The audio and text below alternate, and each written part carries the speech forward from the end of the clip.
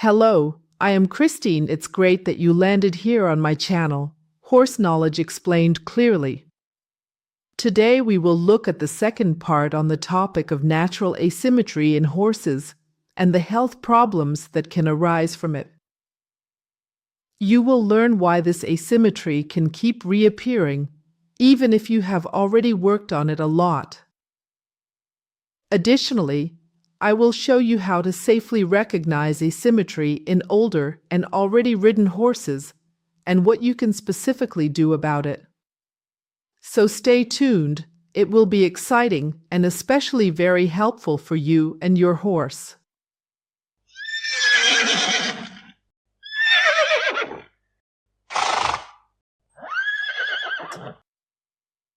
I would like to start with a question. Why can the natural asymmetry of the horse reoccur, even with good, balanced training? The daily practice clearly shows that this problem cannot be permanently resolved as easily as one would wish. Even if the natural skew seems to be overcome through targeted adapted training, it can return at any time.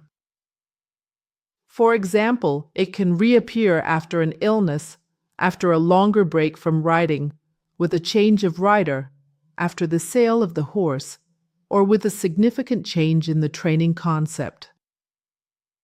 In all these situations, familiar movement patterns, muscle coordination, and coordination can be partially lost or changed so that the original skew can resurface. This can be well compared to a left-handed person. If a left-handed person is trained to write with their right hand, they can do so after a certain period of regular practice without much difficulty. However, if he stops doing this for a while and writes predominantly with his left hand again, it becomes significantly harder for him later to write fluently with his right. The training is literally unlearned. The horse twins in the horse school visually demonstrate a certain favored hand. One of the twin horses prefers to write with the right hand, while the other prefers the left, and it will always remain that way. The same is true for your horse. Despite training, it repeatedly prefers a certain direction. It always offers you its favorite side, the side it prefers to go on. This is understandable, and it also makes it more enjoyable for you as a rider to ride in that direction. But this is where the problem lies. The consequence of this is uneven training and a one-sided development of the muscles. The health consequences for a horse are then very different. They depend on the age of the horse, the genetic predisposition and its conformation, the level of training, how the horse was raised, how the horse was ridden. Here comes a critical point. Health damage often does not occur immediately, but only after years. This means that the connection between incorrect training and later health problems is often not recognized. The rider does not connect the lameness or behavior of the older horse with the training from 5 or 10 years ago. Additionally, a rider often does not want to admit that they themselves could be a contributing factor to health problems in a horse. This is psychologically understandable, but it is also one of the reasons why many horses do not receive the correction they need. Now let me show you what specific health problems can arise. Let's start with muscle tension, as it plays a central role in natural crookedness. The muscles become hard, lose their elasticity, and the horse can no longer move freely and fluidly. Under the saddle, it often shows a cramped, restricted movement pattern and tries to run in a direction where it can move more easily. On the other hand, insufficient and poorly thought out training also exacerbates the problem. If a rider lacks the necessary knowledge or simply does not have enough motivation to truly gymnasticize their horse evenly, significant muscle tension and ultimately muscle pain also arise. Riding only on the favorite side is not enough to keep a horse healthy. Rather, it reinforces the natural crookedness and cements the muscular imbalances in the horse's body. Where do these tensions arise? In the area of the neck and back, there are hardened muscle areas unilaterally or bilaterally. The long back muscles are often painful, and the horse shows a defensive tension when these areas are touched. In some cases, one can also see an uneven height or uneven tension in the long back muscles. This tension continues in the hindquarters. The tail is held strongly down or crooked. This is often a sign of tension. In very young horses, these muscle and back tensions can even develop into hind limb lameness. This lameness becomes very pronounced under the rider, and the horse's crookedness becomes even more evident. Why is that? The horse finds it extremely difficult to bring its hind leg under its body and place it down because, at that moment, the corresponding back muscles would need to be maximally stretched. But this long back muscle is tense and painful, so the horse avoids this wide, correct stepping under with the hind leg. With the additional weight of the rider, the problem can become more pronounced. The result is that the steps of the hindquarters remain short and appear stiff. If you suspect muscle tension or hardened areas, definitely consult your veterinarian for advice and have these areas examined.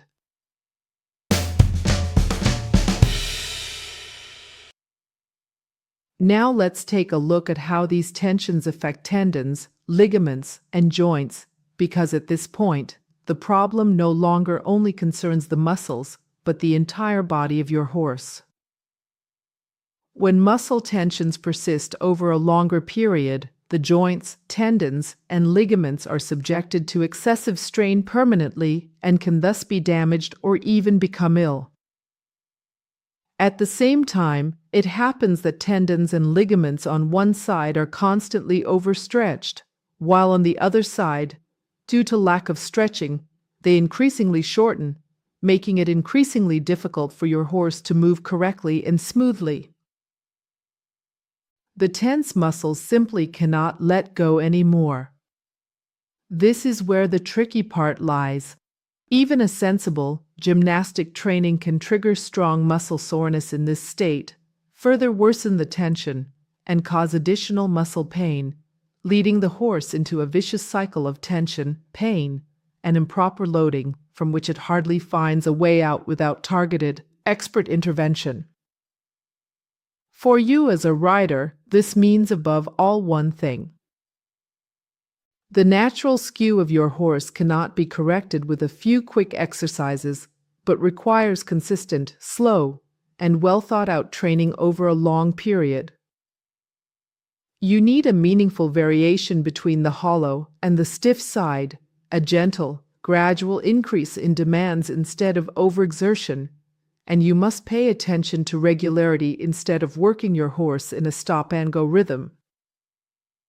Ideally, you should be accompanied by knowledgeable people, an experienced trainer, and, if necessary, a veterinarian, so that you can keep your horse healthy in the long term and truly manage the natural skew.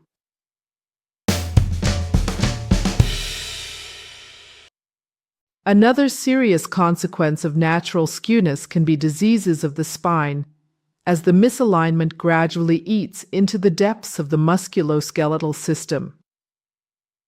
Recurrent vertebral blockages can manifest in the cervical spine, the thoracic spine, and in the area of the sacroiliac joint, thus significantly restricting mobility there.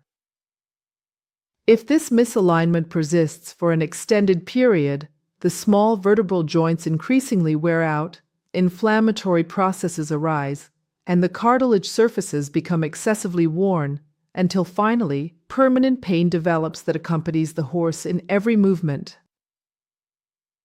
Under a vertebral blockage, you best understand a functional movement restriction.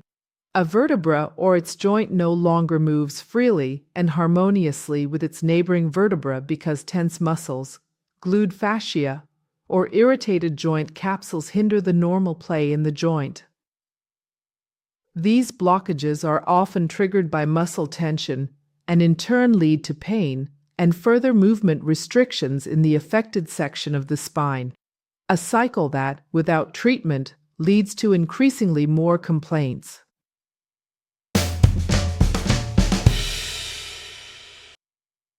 Where do vertebral blockages caused by natural skewness predominantly occur? Let me show you the two areas where vertebral blockages predominantly occur. First, in the area of the cervical and thoracic spine.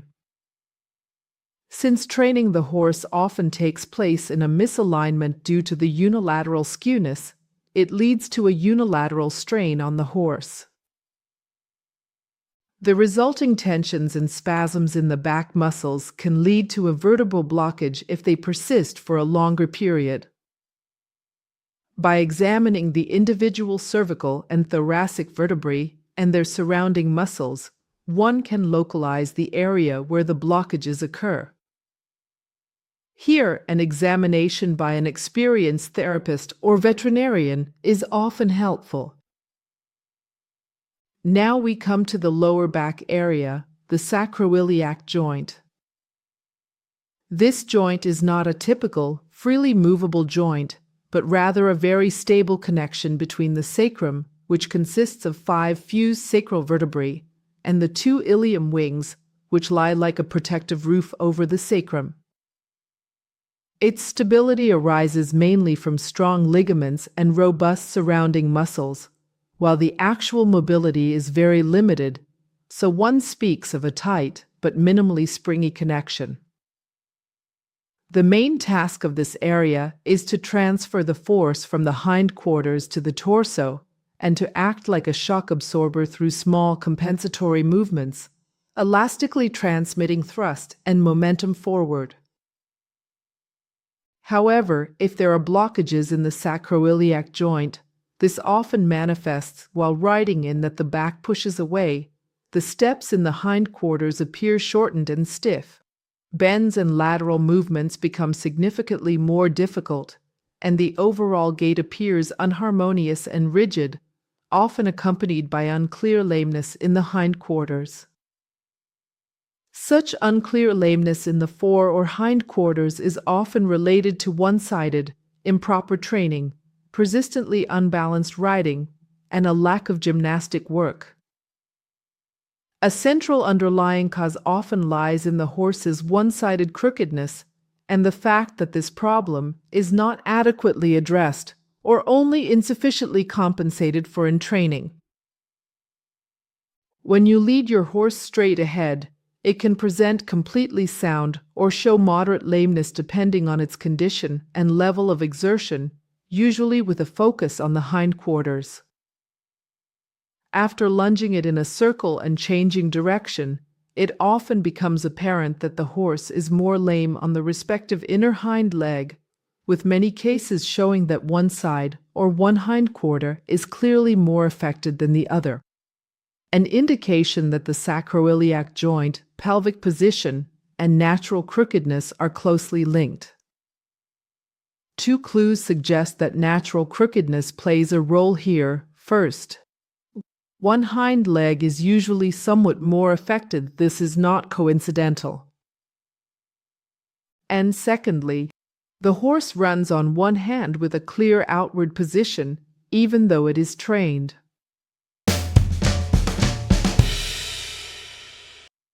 When you observe a horse under the rider, you quickly notice that the long-term consequences of natural crookedness can cause significant difficulties.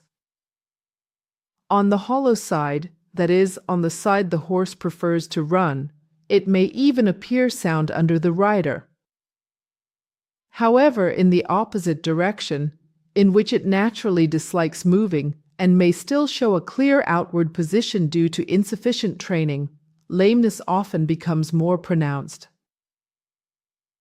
Horses suffering from the consequences of this crookedness generally appear to be little permeable and have difficulty maintaining a consistent and soft contact. Often, they show a certain stiffness in all gaits, and especially at the walk, a slight irregularity in the rhythm becomes visible. Their overall appearance seems tense and immobile. The steps become shorter, the body appears crooked, and the expression of the horse fluctuates between dullness and reluctance, or on the contrary, an excessive forward drive, where it evades the rider and appears resistant.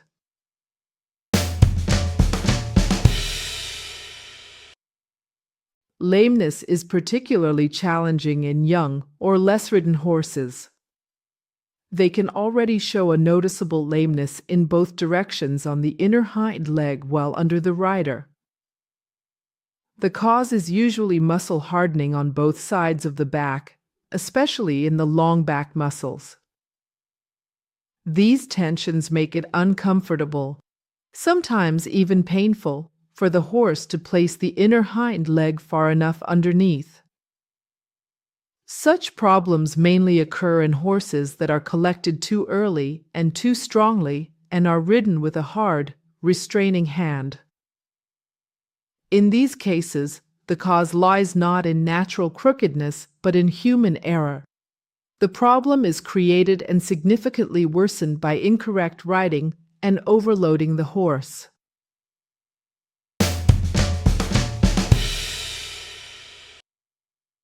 Now I come to a specific condition of the hind legs, known as bone spavin. In the hindquarters of a horse, various painful lamenesses can occur, and one of the more common causes is the so-called spavin. This condition primarily affects the hock joints of the hind legs and is particularly evident on their inner side. There, wear and tear can develop on the joint cartilages and surfaces in the deeper joint rows of the hock. At the same time, inflammation occurs in the small, tight joints that stabilize the hock. It is also observed that the disease often occurs more strongly on the hind leg of the hollow side of the horse. That is, on the leg that belongs to the side in the direction the horse likes and easily runs. This observation seems logical when one assumes that mainly the rotational and shear forces while running are the main cause of the damage. On the other hand, if one considers pressure as the decisive factor, osteoarthritis can also occur on the stiff side, as the load intensity during footfall is higher there.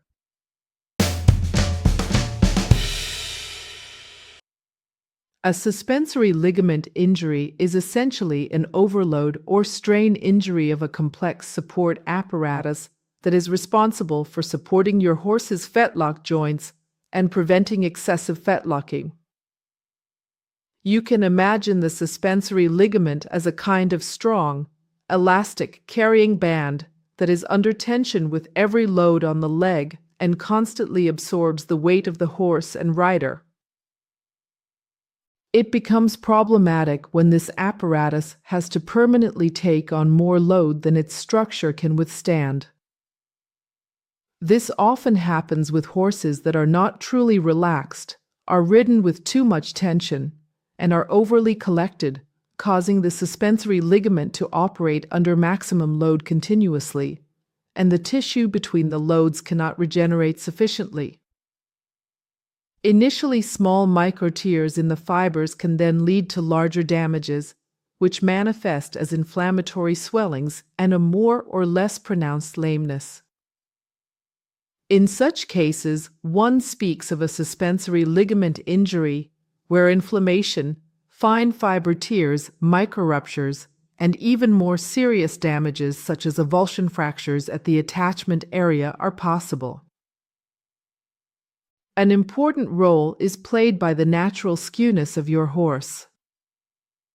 Each horse has a hollow side, to which it bends more easily, and on which it tends to carry less weight on the corresponding front leg, and a stiff side, to which it is reluctant to bend and on which the front leg bears more weight, while the hind leg on this side often takes shorter steps. As a result, the suspensory ligament on the more heavily loaded, stiff side can be overstrained unilaterally, increasing the risk of injury there. In movement, you often notice this particularly in turns and on curved lines. The leg that runs outside in the curve shows increased stiffness, lameness, or other abnormalities, while the horse with the affected leg inside tends to take shorter steps, becomes irregular in its rhythm, or stumbles more frequently. For you as a rider, this means a suspensory ligament injury rarely occurs out of nowhere, but usually results from a combination of training errors, insufficient relaxation, premature or excessive collection, and the natural crookedness of your horse, which leads to unilateral overloading. Therefore, pay particular attention to careful gymnastic training, even loading of both sides, suitable ground conditions, and an adjusted intensity of work, so that the suspensory apparatus has time to adapt to the demands, and injuries do not occur at all. As you can see, the initially small, seeming natural skew of your horse can gradually develop into a whole cascade of diseases. First, muscle tension arises, which can eventually lead to vertebral blockages, which in turn result in lameness. Additionally, the unequal load on the limbs increases the risk of arthritis and damage to the suspensory ligament, so each of these conditions further exacerbates the others, creating a real domino effect that can only be stopped through early and consistent intervention.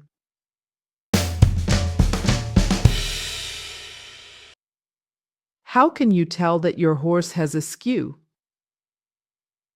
Let me show you the simplest and at the same time most important sign of recognition, as it gives you an initial hint that your horse has a natural crookedness or still shows crookedness despite longer training.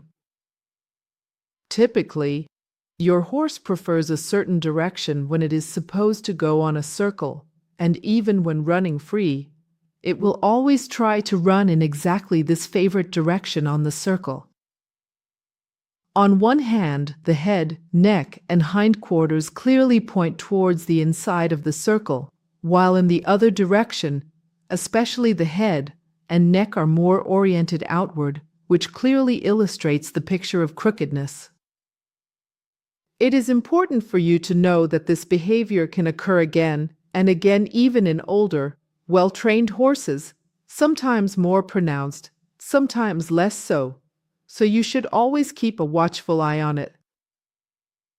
It is not advisable to try to correct horses with existing crookedness through intense, powerful influences. A horse may appear straighter at first by forcibly and statically pulling the head and neck outward, in an attempt to correct long-standing crookedness. But beware, the horse's body is still curved. The spine can potentially become S-shaped as a result. This is a serious misdevelopment. It looks better, but is more harmful than the original crookedness. Another important feature is when the horse runs on two different tracks. Here in the picture, we see a horse that is hollow on the left. The right hind leg is clearly running outside the track of the forehand. This means the horse is placing its right hind hoof further outside than the right foreleg stands. This is a classic sign of crookedness. Next, we look at the hoof shape, as it reveals a lot about the weight distribution of your horse. On the stiff side, the front hoof is noticeably wider and flatter, as can be seen in this example of the white hoof. The horse puts more weight on this leg, resulting in a visible adjustment in the hoof shape over time. On the hollow side, however, the front hoof usually appears smaller and steeper, as seen here on the black hoof. This leg is less burdened, which is also reflected in the shape. The differences in the hooves arise directly from the uneven weight distribution of the horse. They are, in a sense, a physical documentation of its crookedness. Especially in young horses and foals, such deviating hoof shapes can develop in a relatively short time when one-sided pressure is created due to improper loading. This often happens when they are standing on very overgrazed pastures and are forced to place their front legs far forward while grazing. In this process, the front leg on the stiff side is preferentially placed further forward, which puts more strain on that hoof and shapes it accordingly.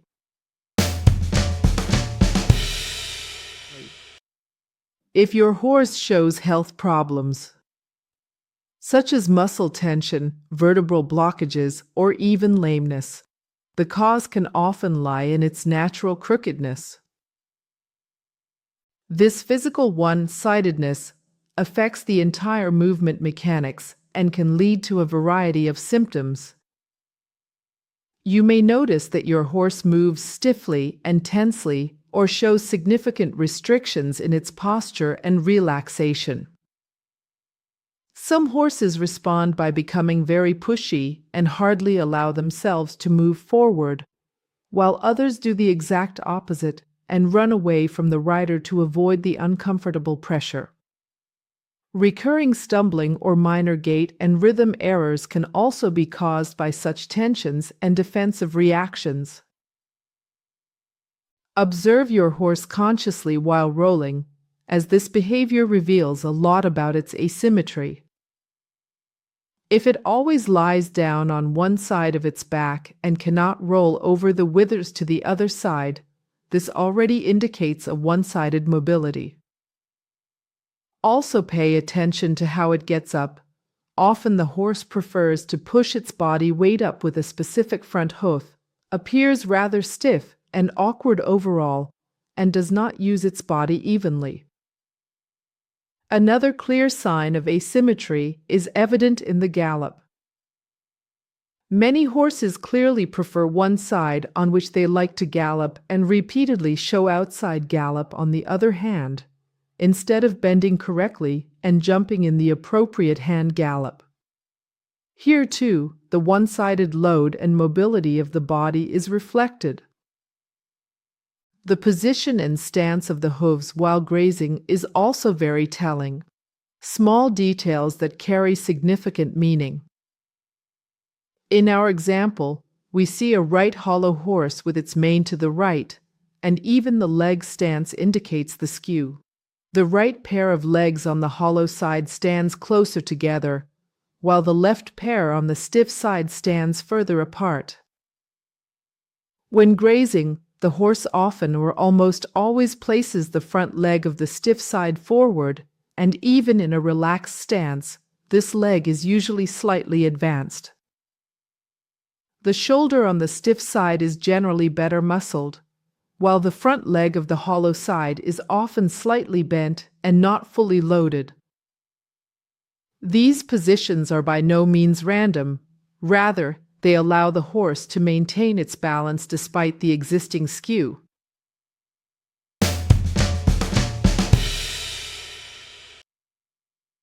The rider can contribute to the horse's crookedness themselves, often without even noticing it, so that both short-term and long-term unilateral changes occur in the saddle and stirrups, which further reinforce the horse's crookedness.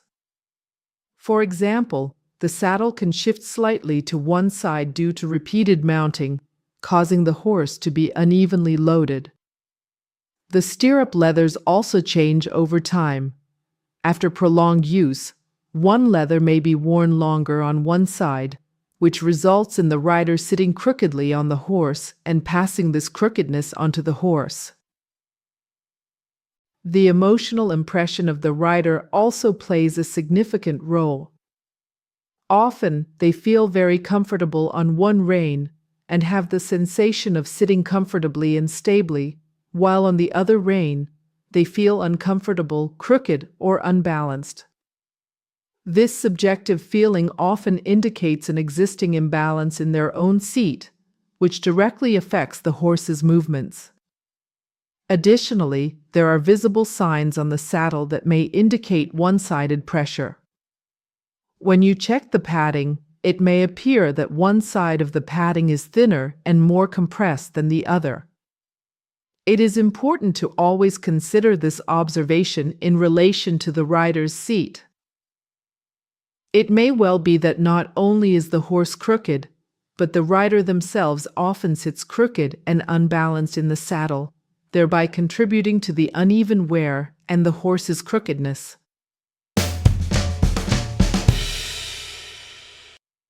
Here are a few practical tips to maintain horse health and avoid extreme crookedness. Make sure that your foal does not stand on extremely overgrazed pastures to avoid very uneven hoof shape in the front legs. Foals that have had enough playmates and large pasture areas in summer and winter have a significantly better developed musculature and balance as young horses. Always give a young horse enough time to prepare for the rider's weight. Start first on the ground with gymnastic exercises so that it can quickly achieve balance with the rider's weight afterward. Important thought: every horse requires a different time frame to balance fundamentally without the rider's weight. If you give it this preparatory time, you will ultimately save time in training.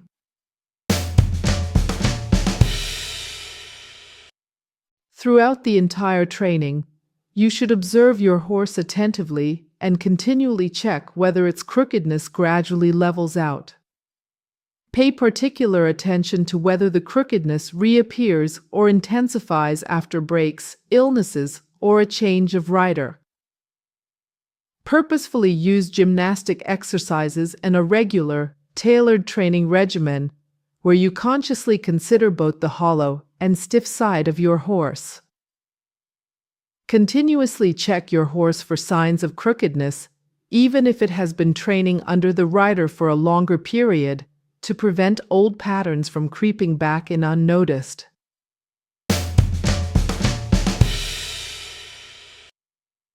You can do a lot to reduce your horse's crookedness, and it starts with closely examining your saddle and your own seat. Regularly check your saddle for any uneven wear or compression of the padding, as such wear can indicate an unequal load and exacerbate your horse's crookedness. Equally important is your own self-observation.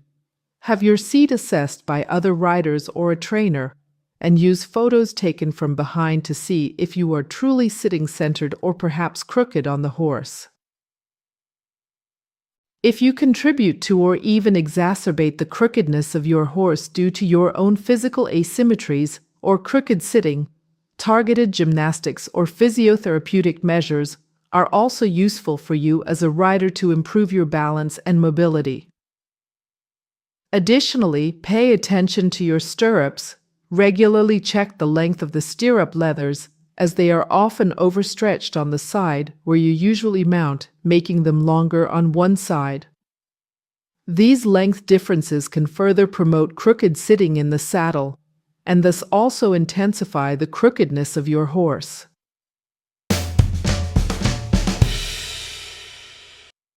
The regular monitoring of the horse and its health is a task that you should never neglect.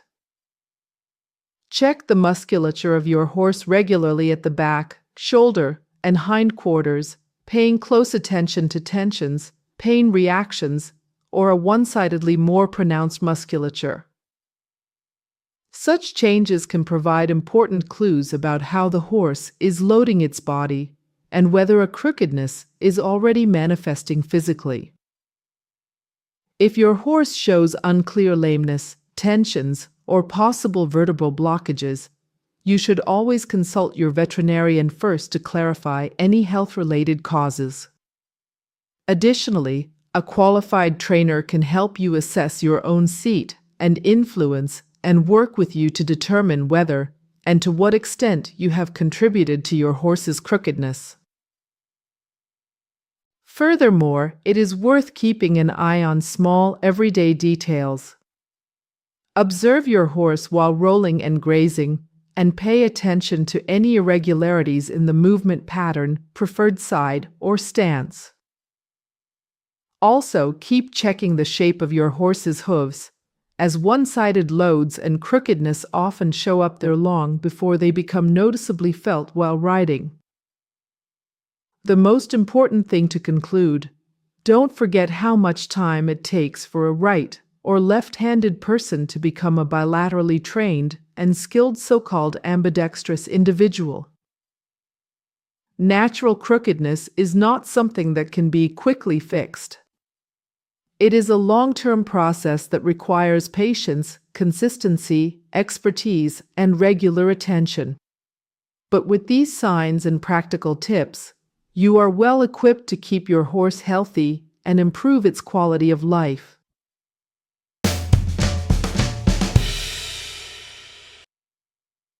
And with that, we have reached the end of this topic for today. It's great that you stayed with us until now. If you enjoyed the video, I would really appreciate a like so that even more horse enthusiasts get to see this content. If you generally like my posts, feel free to subscribe to my channel so you won't miss any of the upcoming episodes. Thank you very much for watching. I look forward to having you with us again next time.